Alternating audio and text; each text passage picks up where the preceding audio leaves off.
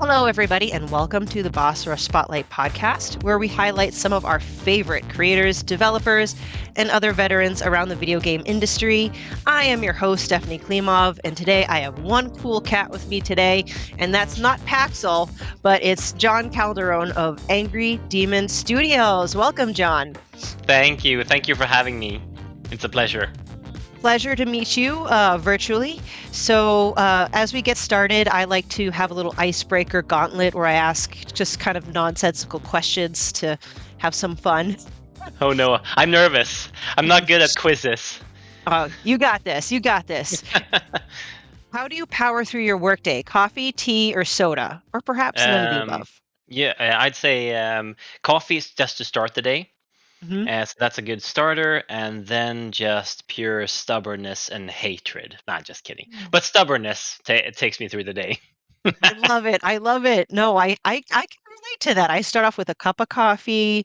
I do have a Diet Coke in the middle of the day, but it's the sheer frustration of the world that gets me through. Yeah, Just kidding. yeah. I think like overall, just overcoming obstacles. I think Mhm. that's like I, to quote somebody, like if you don't like to solve problems, don't develop games because then you'll just have a lot of problems. But solving problems is really something that gives me a boost. Overcoming obstacles, You slaying know, foes. I like that mindset because if you think about it, um, video game development is one of those jobs where it just seems like a lot of fun. Not that it's not fun, but Mm, a lot of people can get caught up in the glitz and the glamour mhm. and the fun parts. But the more I interview developers the last few years at Boss Rush, my own cousin is a developer, and there's a lot of troubleshooting, a lot of Yeah, pain, blood, sweat, and tears, and you've got to yeah. be willing to tackle those. Yeah, like we've had like massive hardware failure. Like our server just went boof, and one day it started screaming. We have it in a cupboard, and we just heard like wow, wow, and it's like, what's that? And we go inside, and it's just the hard drive screaming, and it's just like, oh shit, all right, then we'll take care of that. We'll just chuck out the old one in with a new one. Mm-hmm. Luckily, we all have technical skills, so that's also an important part. No, unless you have a big team. We're just a small team. We're five, so it's like, who's the hardware technician? Well, all of us. We don't have a choice. Hmm. Fortunately, I'm a bit of a nerd, so I like the hardware. That's one of my favorite pieces, just to buy in the hardware and put together the computers and stuff. And Uh, then there was another one, and that was a little bit worse. It was our router died. It just went, one. We on a Sunday we came in an early morning. We were going to record lines, voice acting lines, and it's like, I can't connect to the internet. Oh, let's go restart the router because that happens sometimes. yeah. And it's just dead. It's absolutely dead. Unplug it, plug it in. There's just no power in it. It's completely gone. It's fried.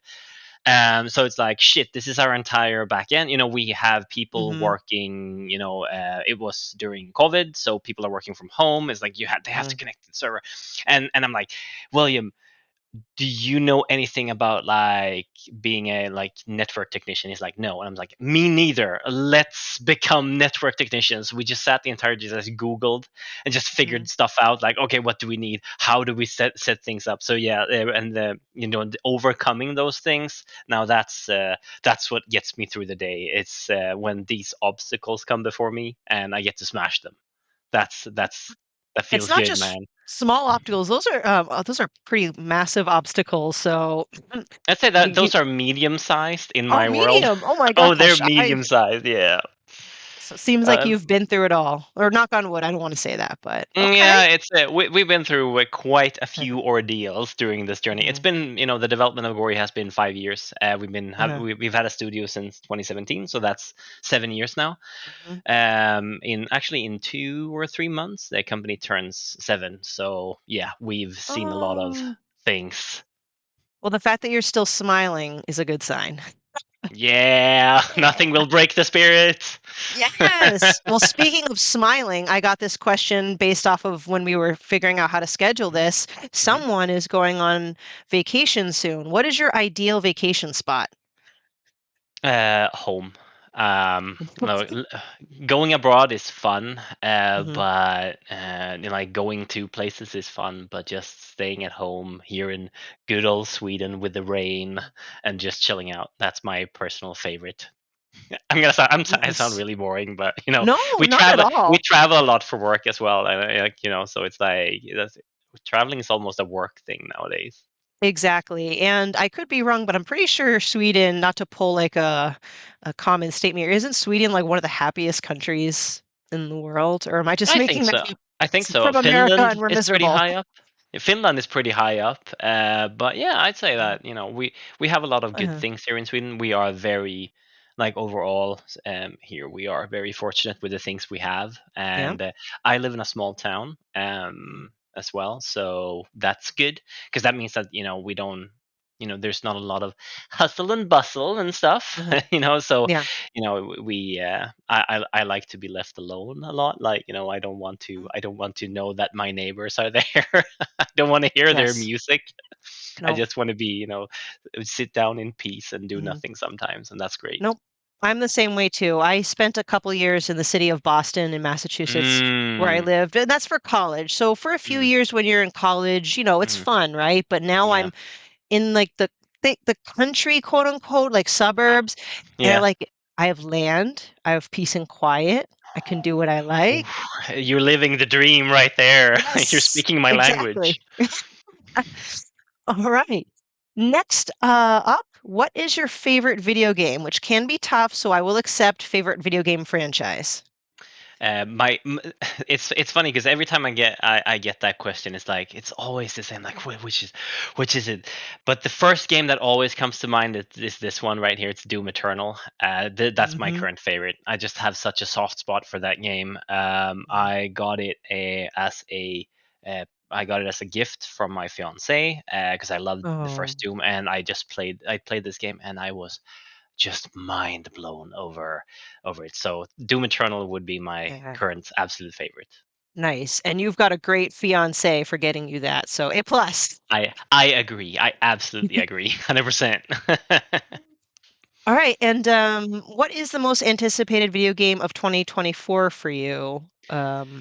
Oh, that one though. That's a difficult question. I've been living under a rock for the last few months. I don't even know what's on the movies except for the one time where once a day we take a walk and we go past a movie theater, and that's kind of where I find out where the blockbusters are at. But Mhm. honestly, I don't even know what games are releasing this year. Not anymore. That's fine. You've got a lot more important things to do, so we'll let that slide. But Whew, what I yeah. what I won't let that slide is who is the superior Mario brother, Mario or Luigi? Oh, oh, oh, them be fighting words. Oh, I'm gonna start a war here.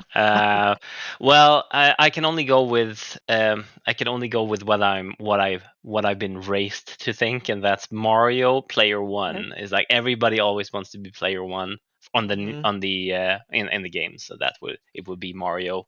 I'm probably Fair. gonna regret saying this.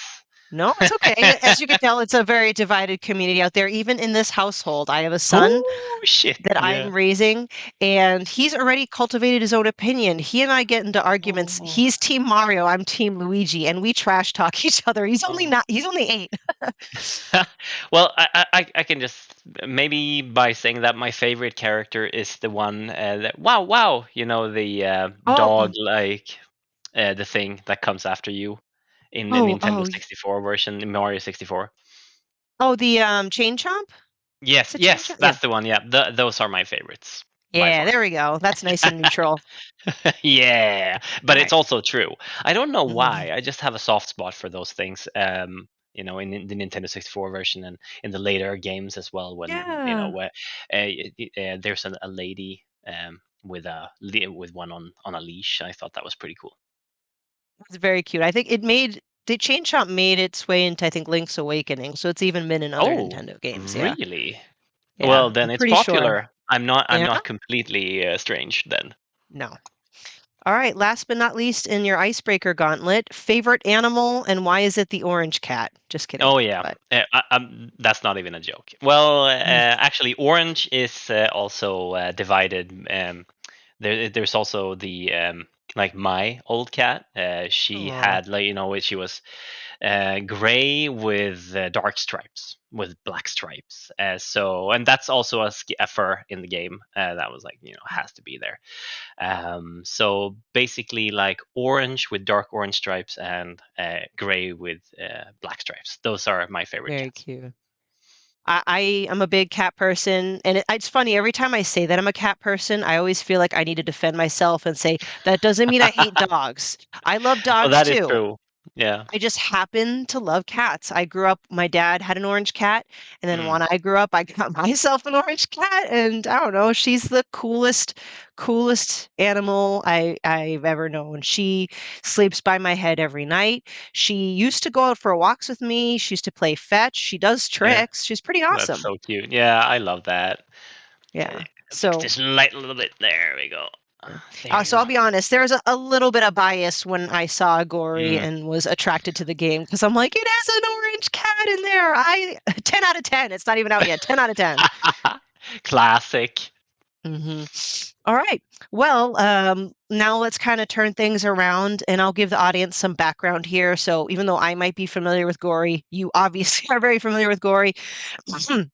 We here with Angry Demon Studios, and they're currently, finishing up development, right, more or less, for their next game. I believe it's your third game, That is right, with correct. Angry Demon. Third and biggest. Gori, Whew. Cuddly Carnage, releasing on August 29th, right? Correct. And I'm going to read just an abridged version of what you'll see on the Steam page for anyone that, for some reason, has not yet heard of Gori. Humanity has been destroyed, and it's up to Gori, along with his deadly but wisecracking sentient hoverboard, Frank, Frank, a morose AI companion, Chip, or CH1P. It's supposed to be Chip, right? When you read it? We Yeah. pronounce it chip. Perfect. To slay the evil, adorable army with lethal combos. Master explosive weaponry and devastating combos in an epic battle to prevent the adorable army from conquering the galaxy. Rescue Professor Y, their missing creator, and only human who showed Gori and his friends love. There is a lot of environmental hazards in this game, a lot of fun adult humor, a lot of blood, a lot of chaos, a pretty decent, not decent, pretty awesome soundtrack. But it's, yeah, kind of like a hack and slash. Am I correct? The best way to That's describe it. correct. We call it a hoverboarding skate and slash because you move Mhm. around. Like the movement, like it looks like a Tony Hawk's Pro Skater game, but it plays like a hack and slash. Yes, yeah, it's like a good hybrid of the two, exactly. Before I start gushing about it, so my first question for you or statement is, as I mentioned before recording, I had the pleasure of playing this demo at the Wired Productions booth back at Yep. PAX East 2023. By the way, I love Wired Productions. Those guys are great people. So, how has the development of Gori been in the last year or two? Because I know you said it's been in development for about 5 years. How has Mhm. this home stretch been? There has been a lot of polish to it, so that's a fantastic thing to have had the opportunity to have, Mhm, basically. So the last 1 or 2 years has been a lot of just finishing things up. Let's see here. I'm just gonna think mhm. back a little bit Yeah. on when we finished up. Yeah, it was basically we did finish a while back, but this is the thing. We're a small studio, so like one of our big strengths is that we can basically turn on a dime. So if something doesn't Mhm, work, we can basically just sit down, state that this doesn't work, this is not working because X, Y, Z, and then we can make up a plan, and then we can execute on that plan within hours. So basically, for example, we've had boss fights that just didn't work. We had them mhm, tested, and it's like they don't get it. It's too difficult, or it's too easy, or whatever. Then we'll just sit down, and there has actually been occurrences of us just remaking it completely because it just didn't work, and it wasn't up to par, and we can't just cut it out. So we have mhm, to redo it. So the last maybe 2 years has been a lot of just polish, getting mhm, things absolutely right, and together with the community, together with people online, all sorts of like content creators that have been making videos of the Gori demo, for example. We can take a look at that demo. We can take a look at the feedback, and Mm-hmm. and just listen to it and see what we can improve. And there has been tons of things. So basically, I'd say that the last 2 years has been a race to the finish line to get the game there, and the last, and then after that, just polishing it. Well, they've actually gone a little bit hand in hand. Now that come to think of it, so basically, while we are finishing the game, we are also going back fixing things. Mm-hmm. So instead of doing the whole thing in one go and then it's done and then polishing, we've been doing polish at the same time.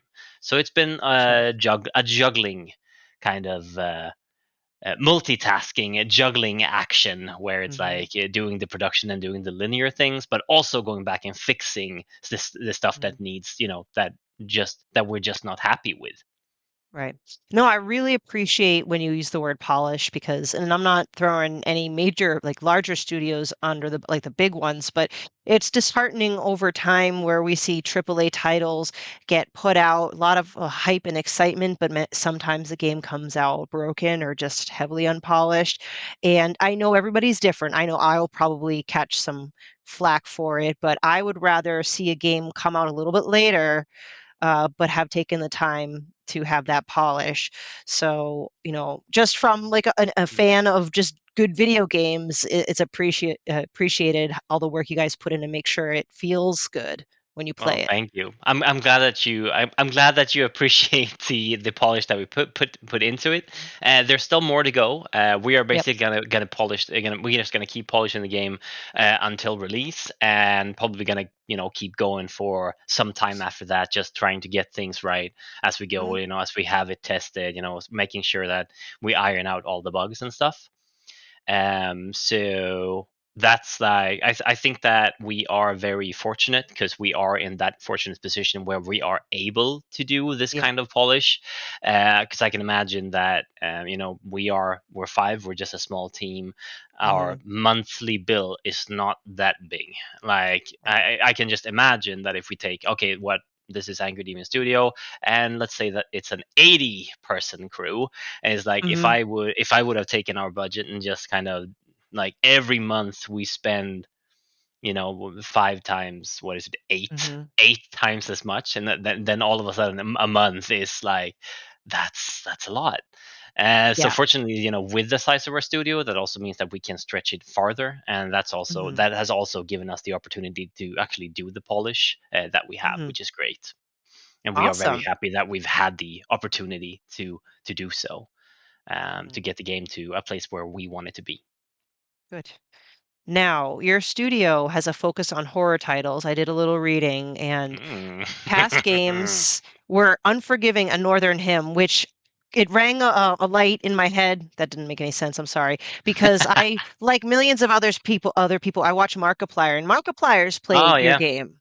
I'm yes like, she oh, has. Yes she I've has. seen that gameplay. I remember that game. So Yep. even though I didn't play it, because I'm a big weenie, I only recently started playing horror games because I'm a chicken.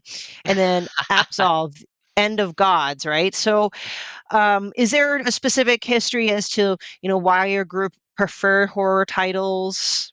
Is it just kind of your favorite genre, or is it a challenge? Oh, it when we started the studio, horror was absolutely our favorite genre of game. Hmm. We were all like big fans of the horror genre. Even in school, we did a project there. We did a horror game project. It was a 10-week project. We did that, and it was a lot of fun. It was great, and we were like, we have to do this again. Yeah. And that's when basically that was the core of Angry Demon Studios. Like we have to do this again, and we did, and that's when we started working on Unforgiving and Northern Hymn. We started working on the game, at the same time we did our bachelor's thesis in the Okay. university at the same time as we developed the game. So we kind of it was basically like we were staying late at school Hmm. basically because they had computers, and we basically it was like we work on the game until 10, and then we Hmm. work on the bachelor's thesis until it's done, and that was Hmm. basically our evenings. And that was just a it was a lot of fun, but it took a lot of time to do it. But we just I'm had this sure. thing. We just loved horror games, and we just wanted to make our own and just keep making our own. Mhm, Basically, it just fit us it suited us very well, and it was mhm. something that we just had very close to our hearts. Nice. Yeah, and forgive me because it's been a while since I saw the Let's Play, but I think what had stuck out to me about Unforgiving, what weren't there a lot of like folklore Yes. kind of embedded into the story, Oh, right? Because absolutely. It revolves around the Swedish the whole folklore, thing. Okay, basically. that's okay. I just want to make sure I got that right before I put my foot in my mouth because I I gravitate or am more interested on games that provide folklore of various cultures that we don't see as much. I mean, Mm, nothing wrong with Greek mythology or Egyptian mythology, but when I start seeing something that you don't see every day, it immediately just at least attracts my attention at mm. least. So I enjoy learning a lot about this lore that I would not have otherwise been exposed to.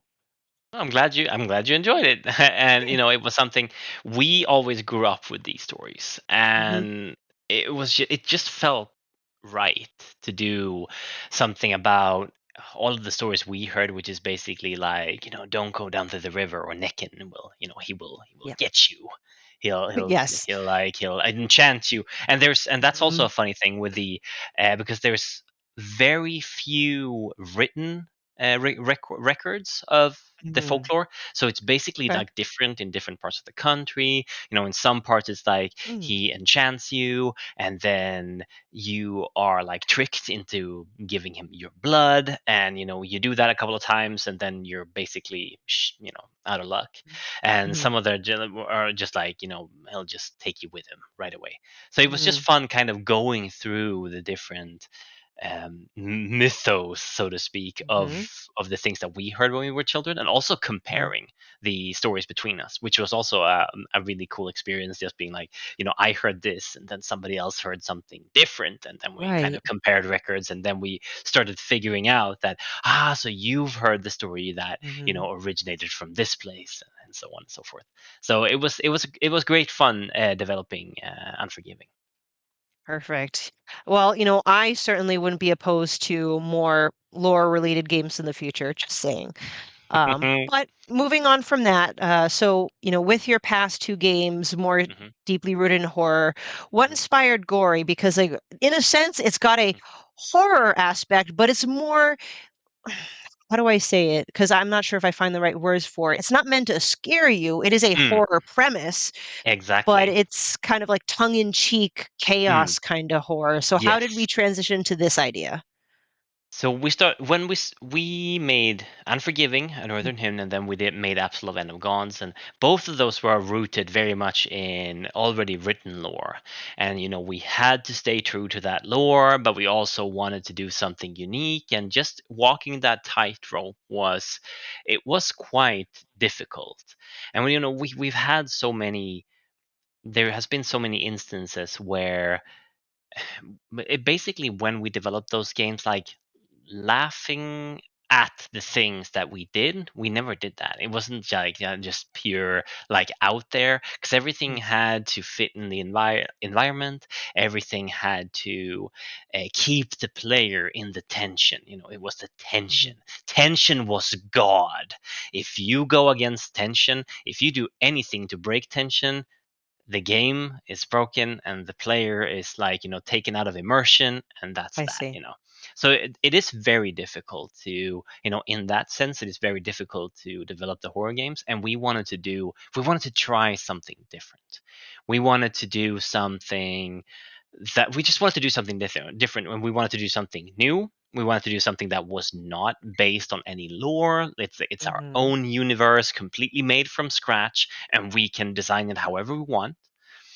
And we wanted it based in a mechanic. So we started out making during 4 weeks we did mechanical testing, and we had like a really really bad prototype, but it had something.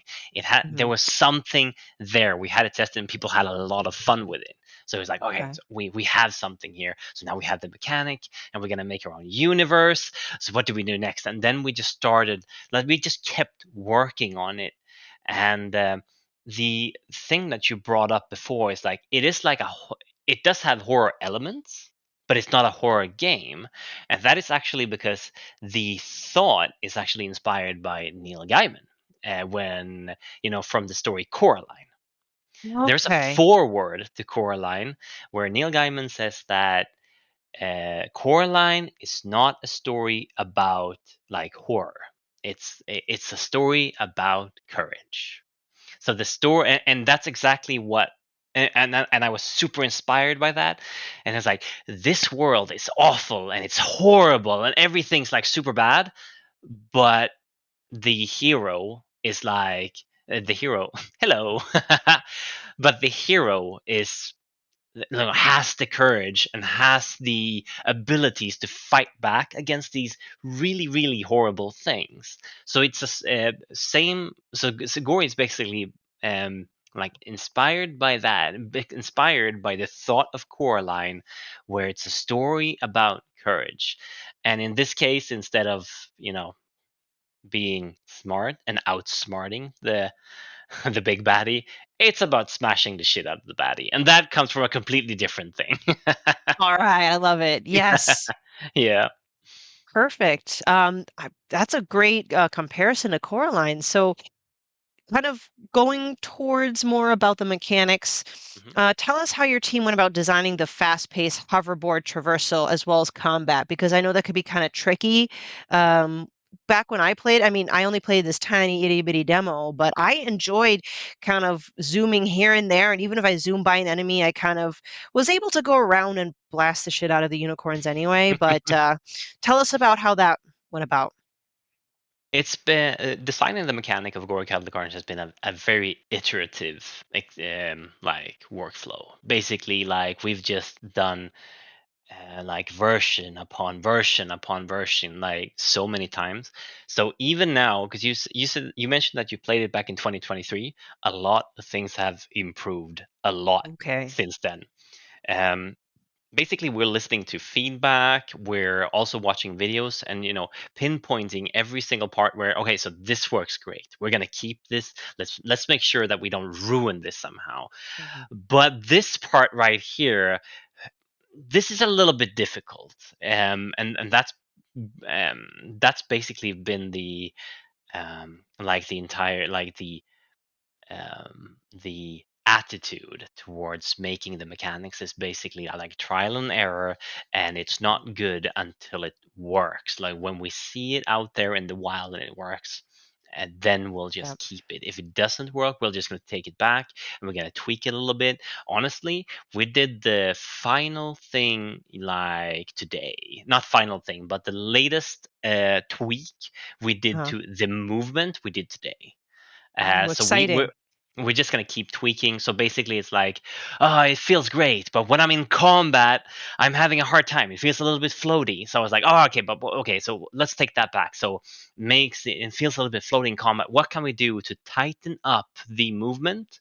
But only in combat. That's also a thing when it's like, Mm. because it seems to, okay, so that works. It works over there, but it doesn't work here. So then we have to do something, but it can only affect this thing.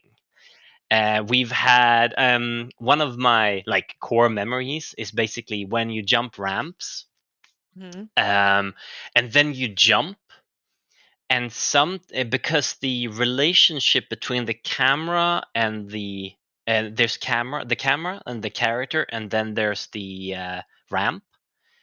Basically, like it feels to the player that you are still on the ramp and you are able to jump while you are actually past it, but you can't really Oh. see that because the relationship between the camera and the character and the ground and the motion. So basically, it's like we implemented a cooldown, like a timer. So when you leave the ground on a timer, you will still have 0.2 seconds to jump. So we just keep doing same with when you land on the ground. It's like when the player is, because it's a hoverboard, it can be a little bit difficult to like anticipate when you actually land because you're not 100% sure. So it's like you land on the ground and then you press jump right away, and then the character doesn't jump. And that's basically because you were like 0.01 seconds from hitting the ground. Sorry. You can't jump until you hit the ground. So then basically we put a thing so the jump will be always be active zero point 0.2 seconds after the player presses the jump. So if you press the jump right before you hit the ground and then it hits the ground, then it jumps. So it's basically like finding every single exception to the rule to make sure that the player feels that the character does what is intended. To quote, Mhm. let's see, one of the founders from Naughty Dog said that the controller is the translator between the player's intent and an Mhm. action. So the translation is with the controller. So we with that with inspiration from that, it's basically to make sure that when the player wants to do something, the character is supposed to do it. We're supposed to make sure that we translate your intent into action smoothly. And if that doesn't work, then we have to add more things to make sure that it works. Wow, sounds like it can get really technical. Very, yeah. I'm sorry. I love No, it's developing good. this. Sorry. No, you're blowing my mind. I already have respect for you guys. Now I have like 100 times more respect. Like it gets very specific. So, okay. So I'm there's looking like in forward this to. game there's like hundreds of exceptions to rules to make sure that it feels good. Okay. I'm looking forward to playing the updated version. I can't wait. I also can't wait to blow up more baddies. So I Oh yeah. primarily fought against the zombie unicorns Yep. in the evil, adorable army. Tell us about character design. What kind of varieties, which I expect a lot, of baddies can we expect? Mm. So the characters of Gory Cuddly Carnage are based in every single level's theme. So every Ooh, single level have a special theme. I've seen that even today there has been there has been reveals of the first three levels, for example. So I could talk about those. But the first two are really what I'm going to use to like kind of to make my point on okay. what it is. So the first level is basically the city level. That is where we want to start the game. We want to ground the game. We want to ground the player in a world that they can recognize. Because if Hmm. we threw the player into a wacky world, it's like, well, this is the world. This is how it looks like. But if we throw the player into a regular city first, just kind of establishing the world as a regular human world. Like, this isn't a fantasy forest like with all the trees are hand drawn and all the Teletubbies roam freely. This is a world that is actual. This is a real world. This is a dirty world. This was a human's world, and then we tainted that world with the evil of the mutated toys. But then we come to the second level, and we kind of wanted to have the second level like have a theme, a different theme. So our first theme is basically the city level. The second level is the arcade level, and in this city, so we start off in a cityscape, and like two minutes in, you find this giant arcade machine. It's just a huge arcade machine, and you get to jump into it, and you end up in a retro like challenge world, where it's like level one fight, we That's kind of go back awesome. into retro style. Mhm. And for the enemies for that level, let's see here. So we did a thing for there's an even bigger unicorn is one of them, and then we did another mutated. We did another mutated unicorn there. So but then we go to the third level, and that's the factory of where the unicorns are made.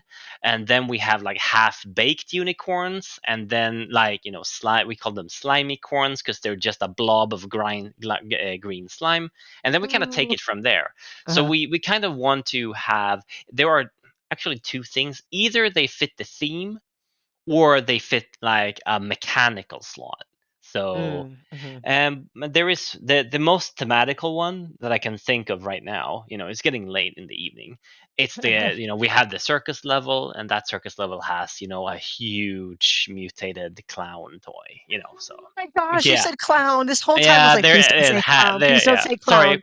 And actually, that's actually a thing. It's like we call it the carnival freak. So it's like the carnival freak. There had to be one. Is the thing, the description, because I know that everybody thinks that it's like there just had to be a clown, Just so you know, one of my phobias are clowns. I'm terrified. Well, maybe this will help you get over the fear because you get to smash the shit out of it, So it would be Okay. like maybe it's therapeutic to to beat up the clown.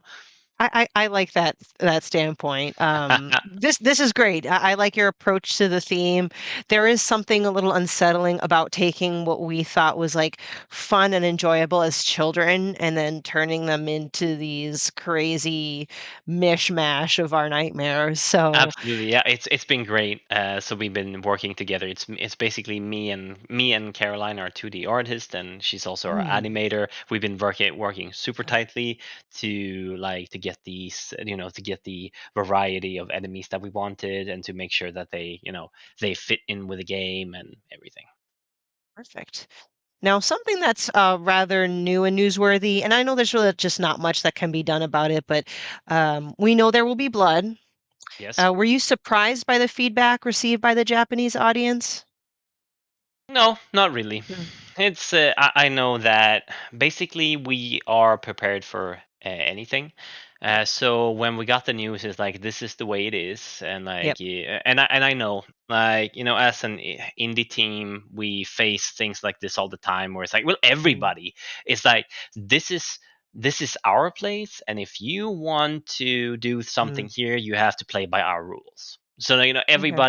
everybody in the game industry, everybody in a lot of different industries knows what it's like. It's Yeah. like if you want to be in our arena, you Mm, play by our follow the rules. So we were like, basically, we didn't even flinch. It was like, yep, okay. So what do we do about it? But I think we actually made so it was basically like, you can't have blood. You can't have this amount of blood. It's like, okay, but what if we do, like, what if we do tinted? It's not blood anymore, and now it's purple toy juice. So it was basically like taking a creative. We tried to take a creative. spin on it. Yes, Yeah. exactly. Thank you. That was what I was looking for. So it's like, okay, so we can't have blood, but wait, can we tint it? It's like, yes, tinting is fine. It's like, okay, now we just have to tint it in a way so it suits the game's colors. Mm, Because you can't do any color. Gori Cuddly Carnage has a super strict colors scheme for all of the levels, and there mhm, are only a few colors that we can use that actually fits every single level. So Gori, so we have orange, and we have orange, pink, red, and turquoise. Those four colors can be used at any time in any part of the game. So it's like, all right, but we mhm, can't do turquoise blood, would look weird. Orange, no. Red, well, that was the no to begin with. So it was like, right. but what about? So we started tinting it in the pink direction and tried to find a color that was, as not blood as possible, but still looked pretty. So the Mm, game still. So we found a way. So I do the art, the 3D art. So I just looked at it and was like, this okay, it's not blood, it's a different feeling, but it still looks good. yeah, And the most important part of the game will always be that it plays exactly the same overall. Like, it's still, we haven't changed the yeah, experience one bit. So I'm just very happy that mm, we were able to find a good middle ground where yes. everybody can be happy, and we can actually deliver a fun game still to the player, where the game is, because I know that some games have had problems where they just had to, they just have to censor the living shit out of it. They just have to Hmm. remove it. They have to remake it, because it was like, what do we do? Do we remove the blood? Because we can't remove the blood, because if we remove the blood, it's just going to be very dry. Hitting things and not having the Yeah. explosions, There's no that satisfaction from it. Yeah. Exactly, exactly. So that was like, if we did that, we would have probably ruined the game for the player. So we wanted to find a way where we could deliver a great experience to the players with as little, but still playing within the guidelines. And I think it turned out pretty good. I'm actually personally, I think it looks good. And to me, as an Yeah. artist, that's the most important part, that it looks good. you Oh, know. absolutely. And I'm really glad you guys are able to come to a compromise because I definitely, I respect, every country, culture about what they accept or don't accept. It just caught my eye because, in the video game world, I think that any sort of entertainment, every country I feel or batch of countries have a different standard of like what they think is appropriate and what's not. Mhm. Like I think sometimes in America, well, you know how America can be like, oh, guns, blood, gore, but heaven forbid there's like a slight sexual element, then it's this. Ooh. It's, Run for and your so life, eh? yeah, not and again, I'm not trying to dump on anybody. It's just more like you're right. Everybody has their own standards, and the fact that you're able to come to a compromise without sacrificing your intended quality, I think is fantastic. And we also had the fantastic opportunity to do something good for it, good with it. So we also did, a push for blood donations. Oh, right. So Yep. what Wire Productions made a big push for donating blood, because it's always a shortage of Hmm. blood, and that's a really life-saving thing. It's very important to a lot of people, and it's very important to the the hospitals overall, that they have access to it when they need it. So there was a fantastic. I was really happy to be able to be a part of that. A big push to really bring Do attention to blood donations. So it was yeah. Do, basically like, all of the blood we saved, now we give it to the hospitals I was instead. going to say, it's like, yeah, you guys are creating a fun game, but you're also promoting some positivity in the world. So, Absolutely, and that's also something that we strive for. In all of the aspects that we can. We're just a game dev studio. We do entertainment. We make fun worlds. We're just like how serious can it get? But every chance we get, where we can actually contribute to mhm. something, we take it. If it's a cause that we absolutely believe in, like, I'm a big personally, I'm a supporter of, um, it's not orphaned cats. What's the Mm. word? Man, if we did this in Swedish, I would be killing it now. Uh, No, but that's all right. I uh, mean, like, cat abandoned animals sanctuary, or can cat sanctuaries. sanctuary. Okay. So yeah, personally, I'm also a supporter of cat sanctuary, and so we all like to pitch in in any way that we can. I love that. Oh, my heart. Yeah, I know, the kitties. Oh my, fine. I'm gonna do it. I'm gonna go on, but it'll be a quick tangent. I was on just a trip a long time ago. I believe it was in, oh, I forget what country. I feel really bad, but I went to another country and they had an animal sanctuary. So I went to Mhm. visit the animal sanctuary, show my support. And I saw this little cat. It was a baby kitten and he was all like Mm. kind of beat up and Oh diseased. And no! Oh I want, no! I cuddled it and Yeah. loved on it and Oh did my no! best. I know. Anyway, sorry, that's my tangent. Yeah. Oh no, my heart. I'm also dying inside now. All right. So let's change the subject then so we don't die in the inside. Oh. How about music and sound design? Yes. Who on your team works on that, or do all collaborate on music selection? And the sound and the music it's all 100%, our one of our co-founders, William. Hmm. He does every single sound in the game from scratch. Which has Wow. been Okay. fantastic. So it's been really great. We've been able to work side by side with music. I know that in some games, and like, the basically you do the entire game and then you give it to the audio designers. But we've had the opportunity here to actually have audio all along the way, to make sure that all of the sound effects are what they are supposed to be. Like, when you uh, kind of we've been able to experiment with things to make sure that everything fits, and it Hmm. really needs to like emphasize everything you see. I come from a background of film, and basically we had a rule that anything you make is 20% visual and 80% sound. The audience will can always forgive bad visuals, but they will never ever forgive bad audio. That's just a thing. So, as a graphics artist, that's a tough pill to swallow, that, your work is only worth 20% of the entire thing, but I'm good with that. I've come to terms with it now. So the audio has been a really crucial part to make sure that everything feels good, like, landing on grinding the rails, wall rides, just the combat, to make sure that you feel every time you smash something or cut it up, and when it splats and stuff goes everywhere, to make sure that, the so we take it from the 20% and we just increase it by 80%. And then, of course, the soundtrack has been super important to have, like, a doom kind of approach, to make sure that the Yeah. game, because they had the I was super inspired, because it's like, oh, they do the loop, so it's like, and they do the Mhm. thing, and then when you kill the last one, they do the da da da da da da. They go over to that, so it just feels like the soundtrack is basically like, it's reacting to what the player does, and Was we doing, also yeah. so we've implemented things like that, and I'm not sure if everybody's gonna notice that, but I think it enhances the feeling. For example, when we are in combat, if you take a distance from the combat, the music is going to go down, and a lot of the instruments are going to go away. So it's like, you're having you're distancing yourself to the action, and as soon as you get back into the action, we pick up the music again. We, all the guitars come in, and it gets really, and the metal music comes in, but then we have this major tank creature comes in, this huge, like a clown.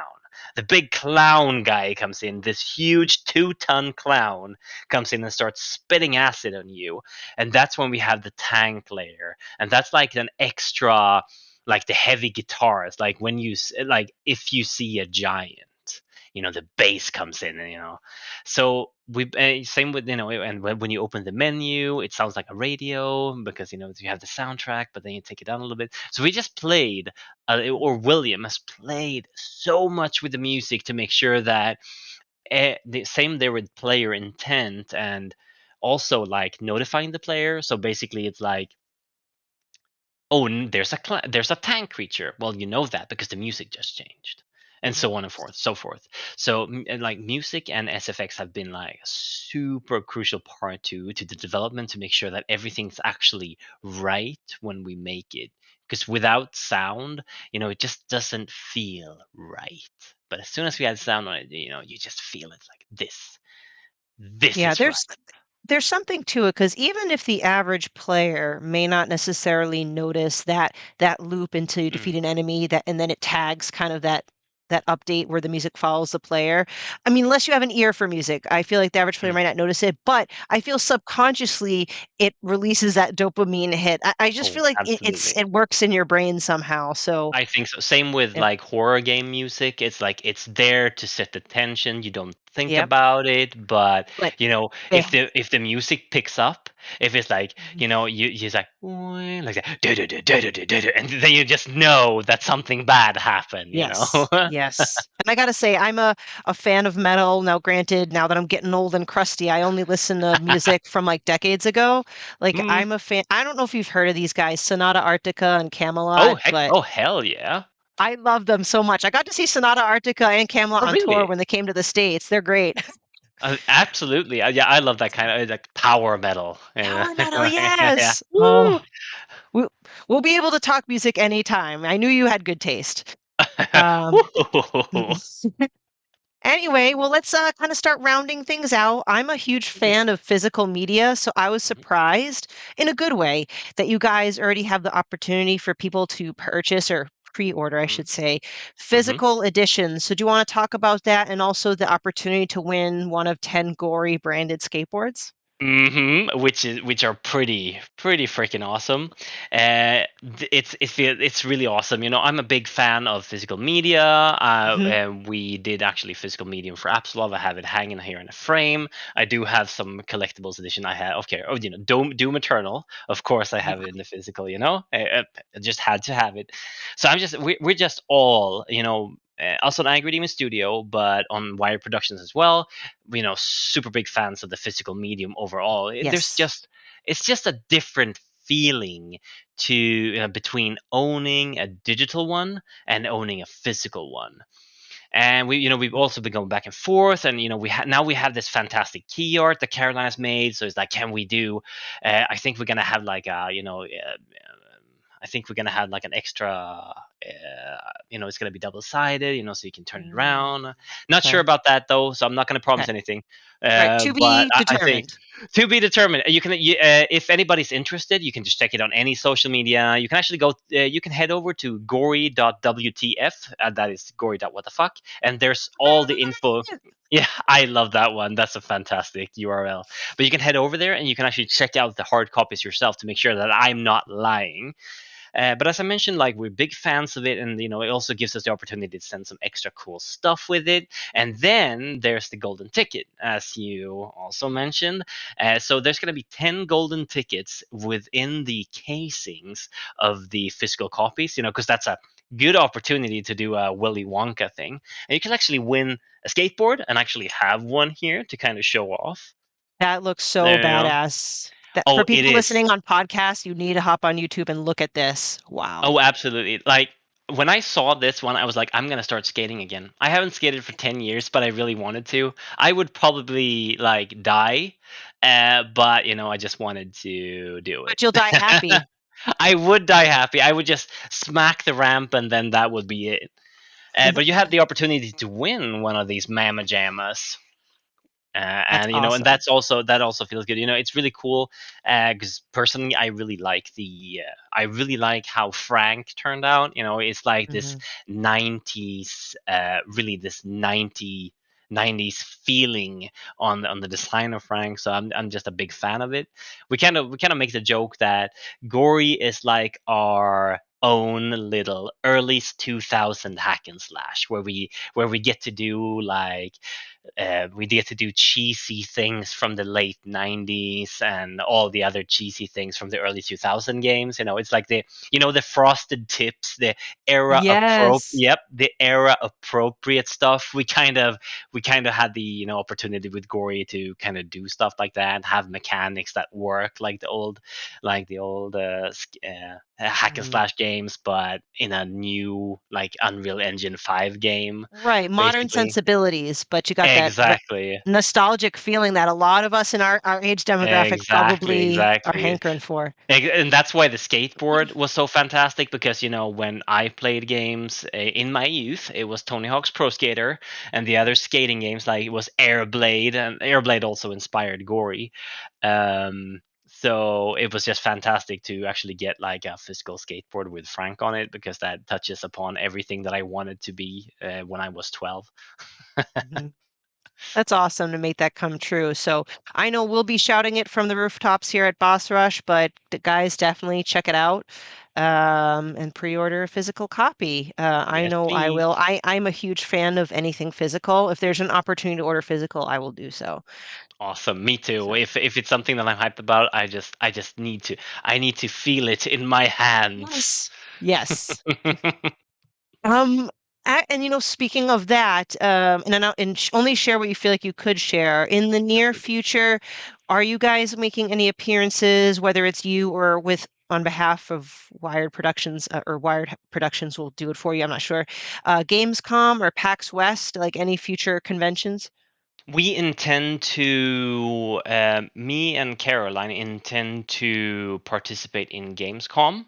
Hmm. So that's the one that we have planned currently. It's maybe a little bit loose, but that's a place where we really want to go, and Hmm. hopefully, we can make it work.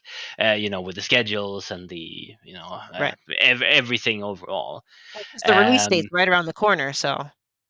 that too. Yes. So we'll see. So hopefully, if everything works out, we'll, as you say in Swedish, if the pants hold up, we'll go there.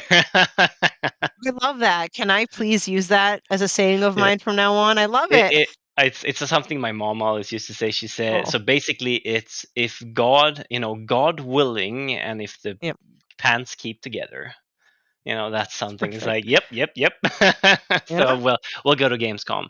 Other than that, we're gonna try to be, out there, talking about Gori, meeting people. We love meeting people. So thank you again for talking to me. It's super fun. I just love Oh, talking to people. But usually in my line of work, we're just, you know, yeah, dug down in a trench mm. with some burning server somewhere. So it's just Well, great to come out there and talk to people. I appreciate you saying that because believe it or not, I know this is going to sound really dorky and cheesy, but I've been wanting to interview you guys for a long time. But I'm like, oh, they're not going to want to talk to me. They're too cool. And I'm like, No, no.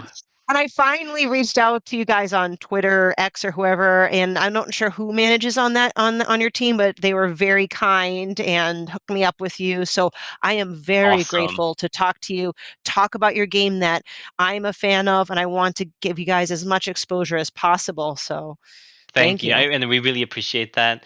We are the indie games. So, Mhm. it's just great to have the opportunity, and it also feels really good that somebody's interested and wants to talk about the Yeah. game.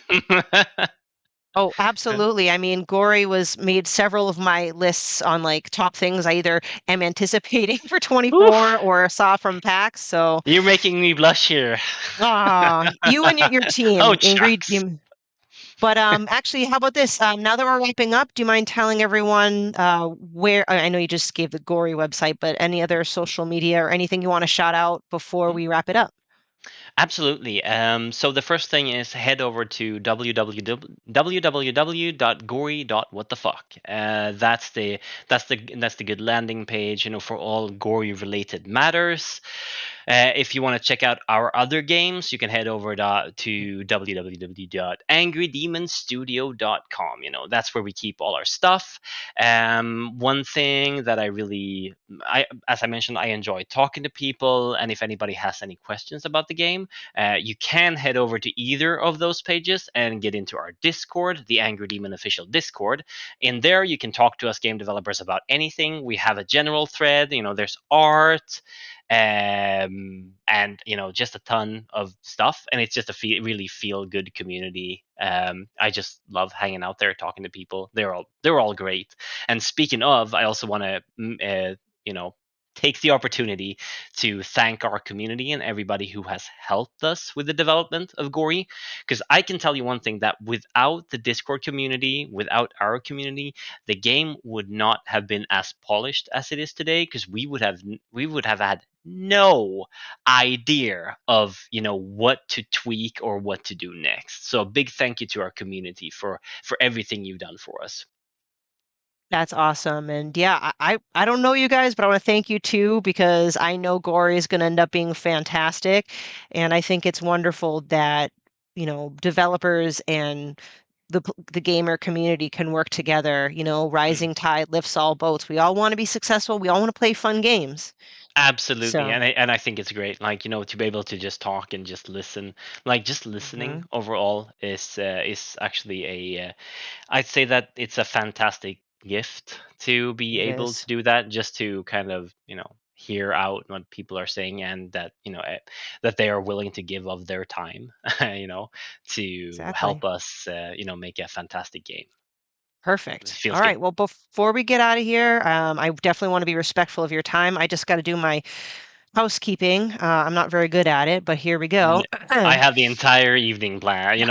I cleared my schedule, so Aw.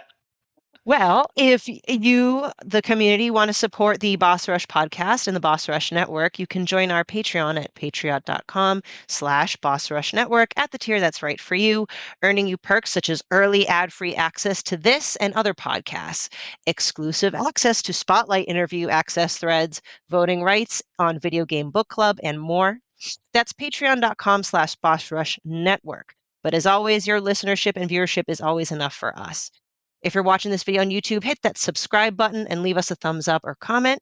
And if you're listening to this on podcast feeds like Apple Podcasts or Spotify, please consider leaving us a 5-star rating and a review.